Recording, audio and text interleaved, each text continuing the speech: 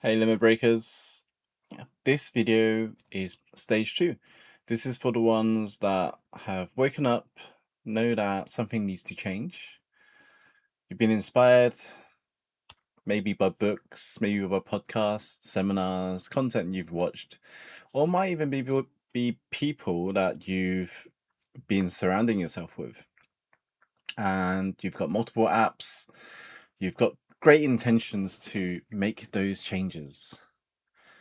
And this has been going on for maybe a year ago, maybe 2 years, maybe many years. And it's not because you're lazy, it's not because you're weak, it's not because you're not good enough, it's not because you didn't try.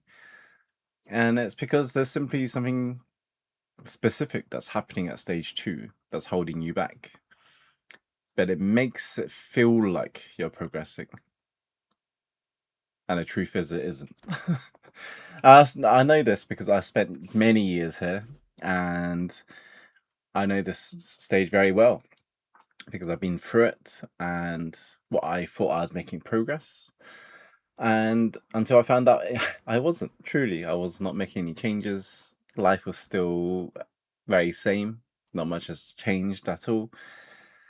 And if what I just described is you, this video is for you. This is the gap between knowing and changing that has also become so defining experience of your life. Like, this is where it's starting to feel like, why am I even trying to make these changes or feel like I'm making changes?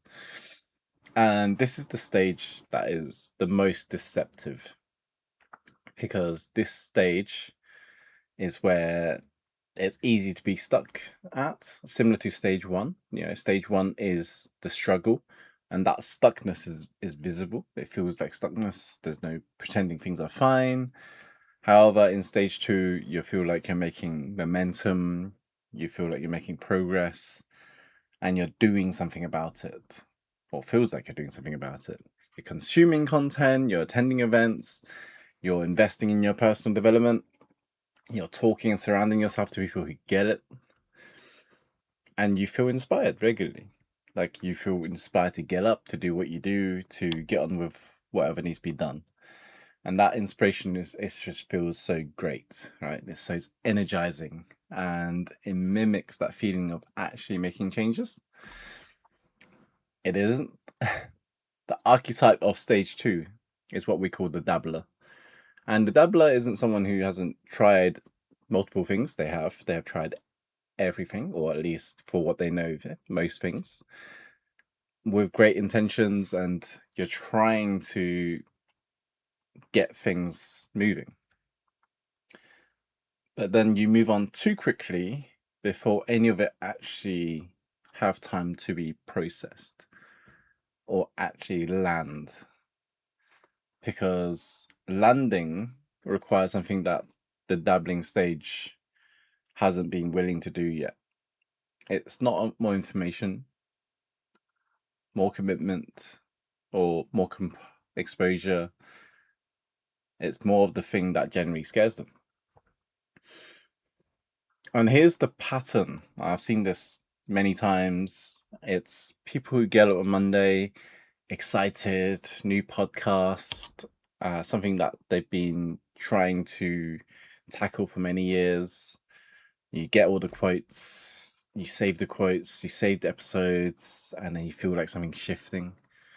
And then Tuesday, you tell someone about it. Oh wow, this is cool. Check this out. Have you read this? Have you listened to this? And then Wednesday, you're back in that routine. The fire's still somewhere in there. And then Thursday, it quiets down more. Friday, you remember you're going to look to something, and then you make that mental note. Over the weekend, everything disappears. Then by Monday, you find a new podcast, a new content, and then the cycle resets. Then you're again inspired by Monday. Then by Friday, you just change to something else, and that happens every week. You go move on to do one podcast, the next episode, next audiobook, next book, and that's stage 2. It's not laziness, it's a pattern. And that pattern is very consistent, it's very reliable, it's very familiar. It starts to feel like how you are. Like it's a character trait. I'm someone who gets inspired but doesn't follow through. And then that becomes a character trait, and that's fear with a strategy. It's scary, right? You feel like you're making all this progress, but then actually something else is holding you back. And that core limitation at stage 2 is fear. At stage 2, fear is something that doesn't show up as it shows up practically, right? It shows up as timing. It's something that you need to learn more first. And it's something like I need to learn more before I start, or I'll start when I'm ready. And that's the thing about fear. And most people say this, right? False evidence appearing real. And it's not something that has it's it's just something that feels like it's real, but it's actually not. And I know this because it's something that I lived in many years in stage 2, where I just let fear stop me from making changes and progressing and actually putting in action to make that change. And generally, this was the point where I landed that dream corporate job that I mentioned in my previous stories.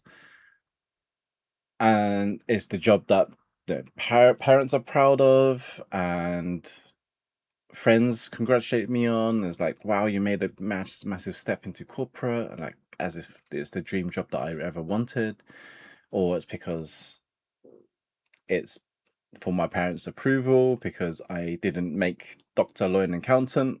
So then I the next best thing was a corporate job, which was nice salary, nice title, da da da da da. But it gave me a lot of good professional credibility, and people introduced me differently at parties, and it was like, oh wow, check him out, and he's so and so with the title and da da da da. And it feels like I was like, oh wow, I'm getting recognized, and that was the world I felt like I was living in.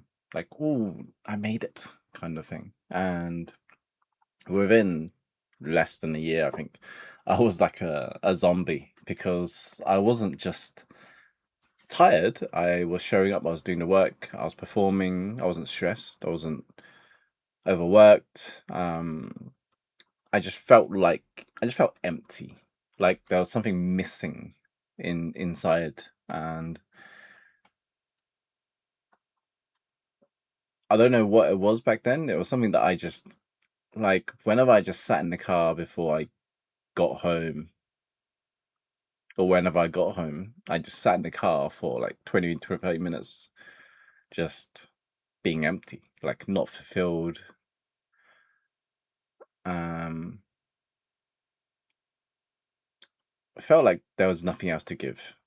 And I was dreading Sunday evenings whenever I had work the next day, and weekend didn't feel like I was resting.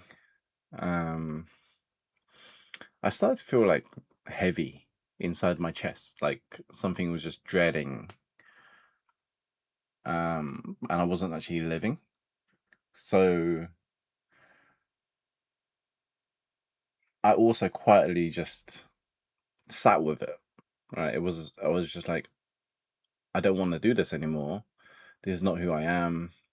This is not what I'm supposed to be doing. However, I couldn't really say it, and I kept quiet. I just suffered in silence. But it was something that's just been like constantly in the back of my head. It was like, you need to change it up. Something needs to change. Something needs to happen. And I didn't want to tell people I was ungrateful for this opportunity. I was ungrateful for the life and the money that I was earning. But that became more dangerous as time went on. I completely just kept quiet. But I kept going, right? I kept pushing, I kept moving forwards. I was consuming content, I was pushing through the books, I was attending seminars, I was making it as if I was feeling alive during those times when I was just suffering deep inside. And then it got darker eventually, and this was to the point where I felt very dark, very tired. Then I got ill mentally and physically because I wasn't living the purpose life that I wanted, whatever that was. At that time, I still didn't know, but I knew it wasn't at the corporate job. And back of my mind, it was like, there's a problem, but I don't know what the solution is. um, but it was something like, it would be easier if I wasn't just around anymore. Like, if I wasn't around anymore, would it make any difference? And that kind of dark thought led me to having suicidal thoughts. Didn't want to be here anymore. And that was the gap between who I am and whom I'm performing to be was so wide that closing it didn't seem possible. It was not a cry for help. It was just like a conclusion. It was like, well, it sounded. The scariest thing is that it sounded so reasonable, and until someone in my circle or friendship group where someone actually took their own life and was no longer around anymore. It was until I attended the funeral, saw the suffering, went through the suffering, and noticed how horrible that feeling was to just not be around anymore. And the people around me would also be suffering afterwards, friends and family. And I didn't want that, right? I didn't want that. And so I made that decision that I had to make changes. And that's when I decided to leave the corporate job, and I decided to create the business that I wanted. I was going to start helping people with their lives. I was going to start coaching. I was going to start creating masterclasses. I would start going onto podcasts. I would start becoming more uncomfortable in things that I'm doing. I would go into public speaking. I'd learn about things that I've never done before. I would go out and push myself and try things that scare me genuinely. Like, I did not used to like public speaking. I did not like to make content like this. I did not want to show up. I didn't want to be seen. I wanted to just hide behind the screen and hide behind the computer and hide behind systems and hide behind the business. I didn't want to be seen in front of people. And that was the mask I was wearing to avoid facing my fears. I was hiding and genuinely made it easier for me to not face my fears. And the horrible way was to learn this, that silent kills more than it does, than being honest does. And every time we swallow how we actually feel, every time we say we're fine when we're not, and every time we are performing that confident version of ourselves instead of telling the truth, there is the cost. And it accumulates. It starts stacking up, and eventually you can't tell where that performance ends. And that's stage 2, the Dabbler stage, who stays in stage 2 for too long. It's not a personality flaw. It's like a slow erosion. It just slowly erodes within. However, that erosion stops when you you stop running from what you're most afraid of, and you walk directly towards it instead. Similar to my public speaking, when I hated public speaking, because in what we coach and what we train is high performance leaders. And in order for that to happen, I need to train people on stages, on workshops, and I need to be comfortable with public speaking. So I had to face my fears about standing in front of a stage. I had to be seen. That was the fear that I had to break through, was being seen. And generally, it scared me when I first started doing public speaking. And then many years later, I started to lead community clubs. I was president, I was area director, I was training hundreds of leaders in the community. And I wasn't be able to do that if I didn't face my fears. And here's another thing about personal development is like, did someone save you in the personal development world? Is no. It's yes, I invested thousands of pounds into my education, in investing in mentors, but the decision wasn't something that I just made overnight. It was something that I needed to change, right? I still invest money into education because I'm still pushing, I'm still learning. There's a lot of things I still don't know. And that time was people was like, why are you spending so much on your personal development? What difference does it make? Da da da da da. Is it just another thing to consume and another seminar that would fire you up and then fade away again within the week? However, the thing was the grief of not pursuing the best version of who I could be, that exhaustion, that burnout, I was circling round and round and round. The cost of it staying the same was higher than the cost of doing something about it. And yeah, I was desperate to find direction. I was investing in many mentors and hoping that someone would tell me that I'm on the right track, that I'm doing the right thing.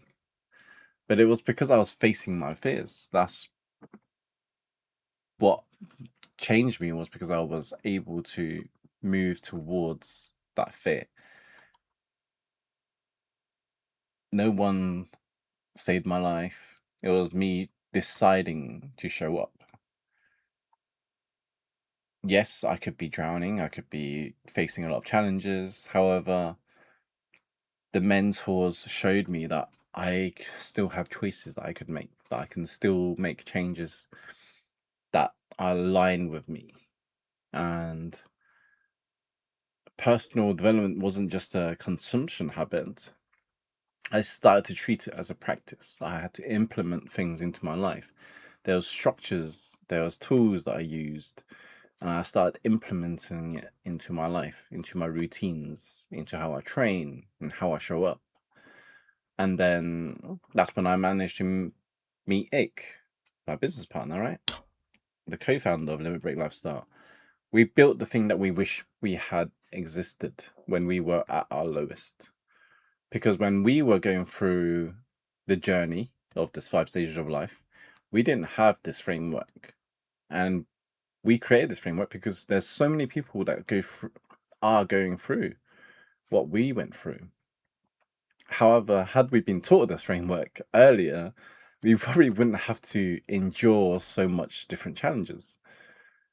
And it's exactly what made us to create the 5 stages of life and train leaders on this, because it resolves so many challenges, and it's what you need to hear, because this is the most important thing about in this entire video. The mentors didn't save me. The decision to show up saved me. The mentors just made sure I didn't waste the decision. The work was mine, and it was always mine to do. And that's the shift is walking towards the fear. And what actually moves you out of stage two is not another book, it's not another podcast, it's not another seminar. The shift is when you stop treating fear as a signal to wait. You start treating it as a signal to move. Whenever it feels like there's something holding you back, that's the fear that you need to push through and move towards it and face it. Because fear is very specific. It's not the fear in abstract that it's hiding behind something.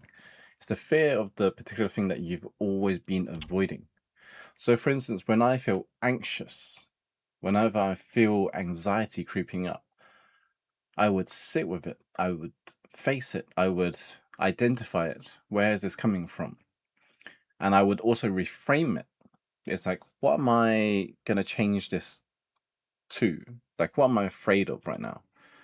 It's like, I get that when I go on stage, for instance, wherever I go on to public speaking stages, whenever I'm doing a talk, I would get this anxiety half an hour before.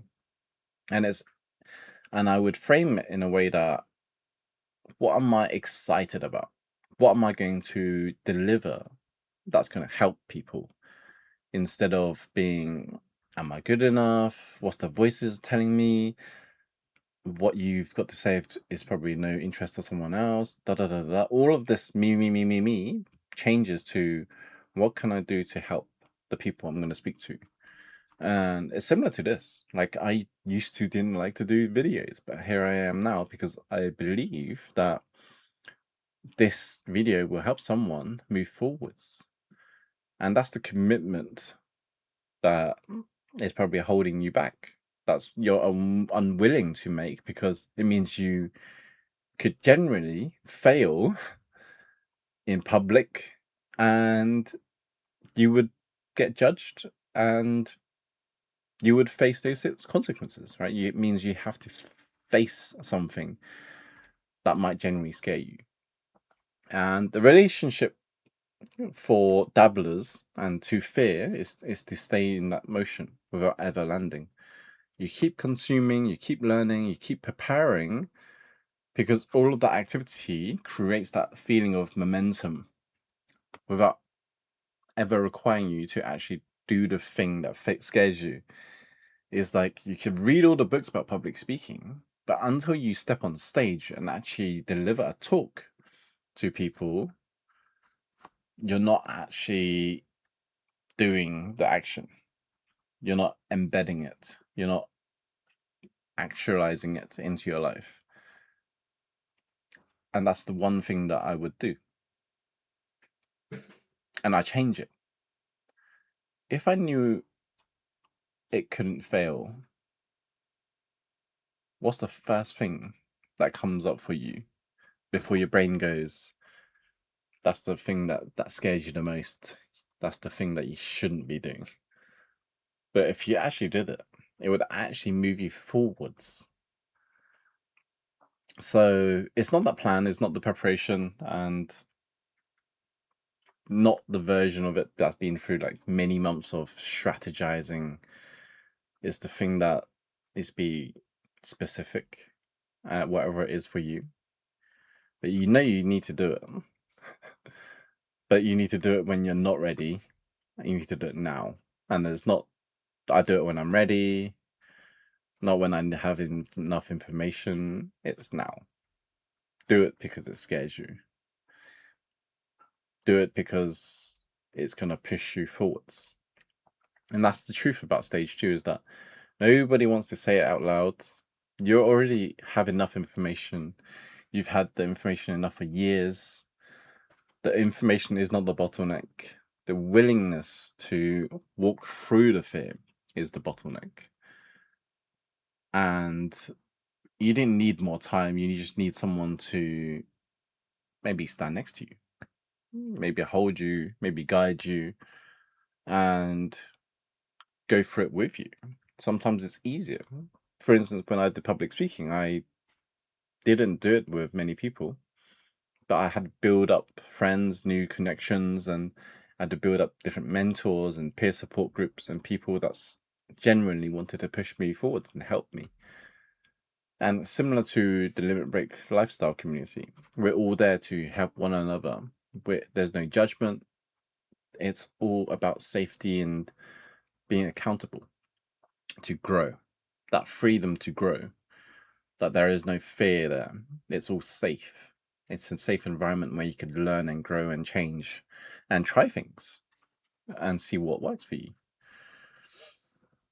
So it's stop preparing, it's start doing, because that's the only way to find out is once you walk through it. It's like it's not as scary as it seems. And if you remember times where you feel like you're generally scared about doing something, but you feel better after doing it. For instance, when I first went to the gym, I had no training friends, I had no training buddies, I had no one to go to the gym with. Going to the gym can be scary at the first time, can be intimidating if you don't know what you're doing. And you go into the gym environment, you don't know nothing about exercising or training, you don't know how the machine works, and you're generally scared to try new machines because you don't know, you don't want to get it wrong in front of people around you, right? Even though everyone's just busy doing their own thing, and if you're generally doing it wrong, there would be some nice people that would probably ask and goes, is it okay if I showed you how to do it properly before you hurt yourself, right? And sometimes you do meet those people along the way. And again, it's breaking through that fear of trying, and which is why I love, or at least I made a habit to love trying new things, even if I know I'm going to be terrible at it, I'm going to be horrible at it, I know nothing about it. That's generally the best place to start, because I know this is where I learn. That's where I push through the anxiety. This is where I push through the uncertainty of knowing. And that's the pattern of stage 2, right? The fire that comes and the fire that fades, and it's like that's the evidence. You just want to stop. You need to know something that needs to change. You haven't found out the environment, the place that's making changing possible. And the thing is, like, books are great, they give you a lot of knowledge, courses give you a lot of structure, but what changes is practice, is things that you have to do weekly, live, uncomfortable, honest practice. Like when you go into martial arts training, you have to go in weekly, maybe daily, to practice, to train with real people that won't let you hide.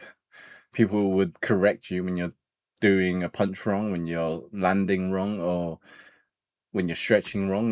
They don't want you to be hurt. They want you to perform at your best.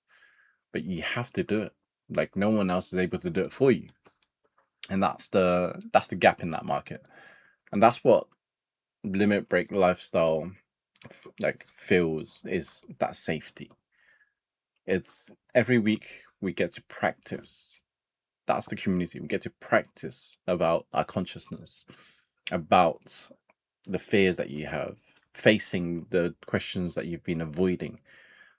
The community holds you accountable, but with not pressure, but with honesty, because everyone in that room is doing the same work. They all want to help you. And that's why we built the assessment. It tells you which stage you're at and which stage is holding you back, and what's keeping you there. And the link is in the description, and it's something that you just have to answer honestly.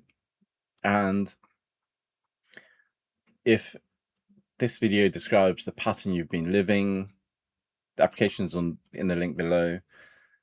And the thing is, the community is £395 a year, weekly masterclasses, and it's application based. So if you want to face your fears, and if you are truly ready to face your fears, go for it.